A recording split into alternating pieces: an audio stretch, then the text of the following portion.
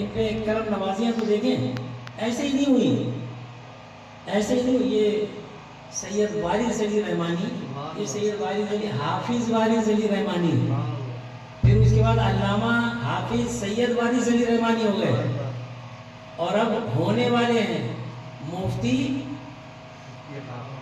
علامہ مفتی حافظ سید وارث علی رحمانی ہونے والے ہیں. یہ ہر کچھ عرصے کے بعد ان کے ساتھ کوئی نہ کوئی ایک القاب ایسا بڑھ رہا ہے کہ جو جیسے وہ تمغے لگتے ہیں نا، تو تمغے ان کے لگ رہے ہیں. ماشاءاللہ ماشاءاللہ. اور میں ہر محفل میں جو ان کے ذکر کی میں محفل کرتا ہوں، میں ان کا ذکر اس میں کرتا ہوں، اس میں یہ ضرور بتاتا ہوں کہ یہ وہ حافظ ہیں کہ جو ایک رات میں دو نفل میں، ایک رات میں دو نفل پورا کلام پاک ختم کر دیں.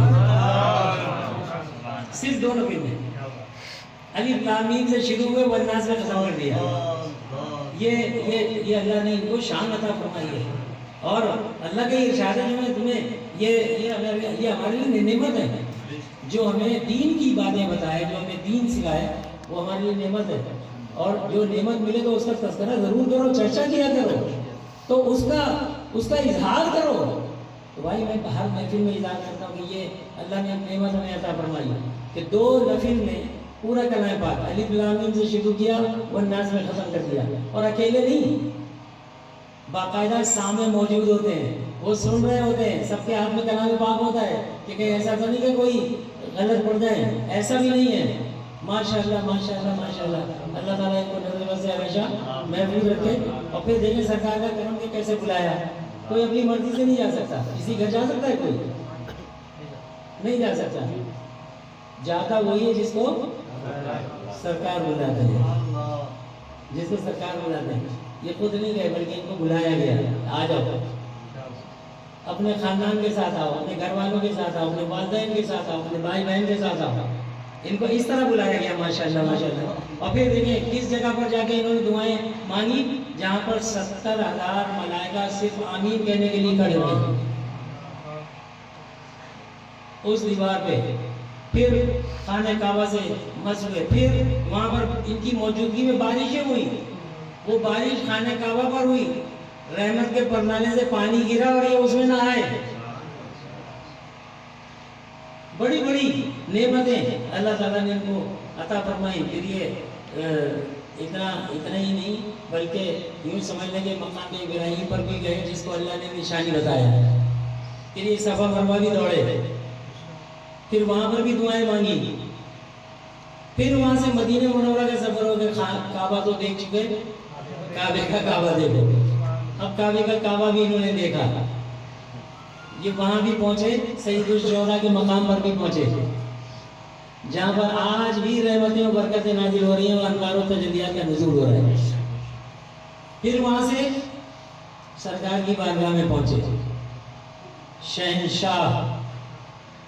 شہنشاہوں کے شہنشاہ، ایسے شہنشاہ، ان کی بھی نظریں ان پر پڑی، ان کے وزیروں کی بھی نظریں ان پر پڑی. 2 وزیر ہیں نا سرکار کے، وہ شہنشاہ ہیں. 2 وزیر دنیا میں، 2 آسمان میں، تو ان 2 وزیروں کی بھی نظر ماشاءاللہ ماشاءاللہ. اور وہاں سے بھی خوب رحمت برکت لے. مجھے بھی میں نے ان سے کہا نا کہ وہ کلام پڑھو بھائی، کہ من کو خالی ہاتھ نہ لوٹے، کتنی ملی خیرات نہ پوچھو. تو میں نے خود یہ پڑھوایا کلام کہ بھائی یہ پڑھو یار، کہ بھائی یہ وہاں سے لے کر آئے ہیں کچھ، اور کیا کیا لے کر آئے یہ تو اللہ جانے، یا پھر یہ جانے، یا پھر وہ جانے جنہوں نے دلوایا. اللہ تعالیٰ ان کو ہمیشہ اسی طرح ثابت قدم رکھے، اور جو یہ علم حاصل کر رہے ہیں، جو علم انہوں نے حاصل کیا ہے، اس کو انہیں آگے بڑھانے کی توفیق عطا فرمائے. اور ان کے والدین، وہ بات لمبی ہو جائے گی، وہ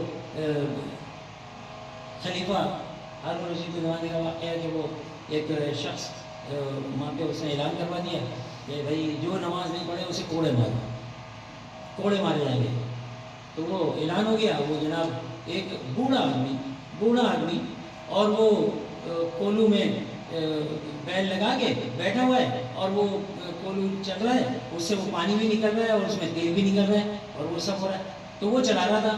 یہ جو ہرکارے جو تھے ڈھونڈتے ہوئے پہنچے کہ بھئی بے نمازی کوئی نظر آئے، وہ مل گیا، اس کو پکڑ لیا، کیا تم نے نماز پڑھی؟ کہ نماز کیا ہوتی ہے؟ کہ نماز نہیں پڑھی تم نے؟ کہ یہ ہوتی کیا پہلے یہ بتاؤ؟ اور میں پڑھا لکھا تو ہوں ہی نہیں، تو لہذا میں ویسے ہی نہیں پڑھ سکتا۔ وہ سمجھے شاید کوئی کتاب ہوگی تو یہ کہا اچھا، ارے پکڑو بھائی ان کو، تو مسلمان کہاں مسلمان ہے؟ کہ نماز کہنے کیا ہوتی ہے؟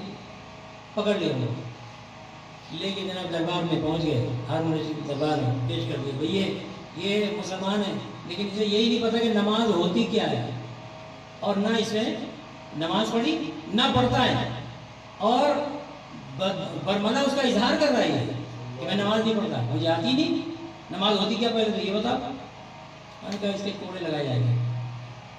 اس کا ایک بیٹا تھا، عالم دین تھا، اس کو جناب خبر پہنچی کہ ایسے ایسے تیرے والد کو جو پکڑ کے لے گئے، وہ جو ہرکارے ہیں وہ پکڑ کے لے گئے ہیں اور اب ان کے کوڑے لگنے والے ہیں۔ اس نے جناب گھوڑے پہ بیٹھا بھاگتا ہوا پہنچنے کے بعد اس نے کہا کہ رک جاؤ، میرے والد کو یہاں پر لے کر آئے پکڑ کے۔ کہا ہاں تمہارے والد کو لائے، وہ تو نماز ہی نہیں جانتے کہ نماز ہوتی کیا ہوتی ہے، یہ پوچھے نماز کیا ہوتی ہے؟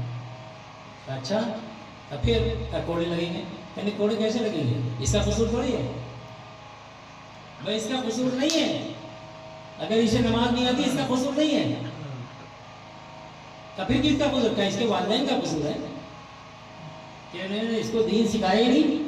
اس نے اپنا فرض پورا کیا، دیکھو میں عالم دین ہوں، میں تمہارے سامنے کھڑا ہوں، اس نے اپنا فرض پورا کیا، مجھے عالم دین بنایا، اپنی اولاد کو عالم دین بنایا، لیکن ان کے والدین نے ان کو عالم دین نہیں بنایا، لہذا ان کے والدین کی قبروں پہ جا کر کوڑے مارو۔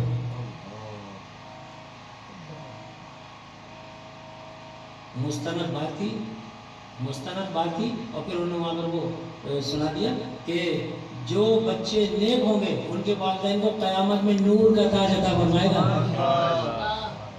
تو جو بچے حافظ بھی ہوں، عالم بھی ہوں، مفتی بھی ہوں، درس و تدریس سے ہی شغل رکھتے ہوں، صاحب نسبت بھی ہوں، سرکار کی بارگاہ سے واپس بھی آ گئے ہوں، شہنشاہ دو جہاں کی نظریں جن پہ پڑی ہوں، ان کے دونوں وزیروں کی جن پہ نظریں پڑی ہوں، تو پھر ان کے والدین کو قیامت میں اللہ تعالیٰ کیا عطا فرمائے گا؟ نور کے تاج کی تو میں بات ہی نہیں کرتا، کیا عطا فرمائے گا یہ تو پھر رب جانے۔ تو بھائی یہ تو بڑی خوش نصیبی کی بات ہے، بڑی ہی تحسین کی بات ہے، بہت بڑی عظمت کی بات ہے۔ اللہ تعالیٰ قبول فرمائے، اور جس طرح سے انہوں نے تربیت کی اور یہ آگے بڑھے اور انہوں نے یہ سارا سب کچھ حاصل کیا، اللہ تعالیٰ اپنی مخلوق کو ان سے نفع کثیر عطا فرمائے۔ اور جو آگے کے معاملات ہیں وہ تو انشاءاللہ العزیز دنیا دیکھے گی، معلوم ہوگا اس کو۔ تو یہ ایسے ہی نہیں، حضور نے ارشاد فرمایا، اس کا مفہوم ہے کہ جس نے میرے بعد میرے روزے کی زیارت کی اس نے مجھے دیکھا۔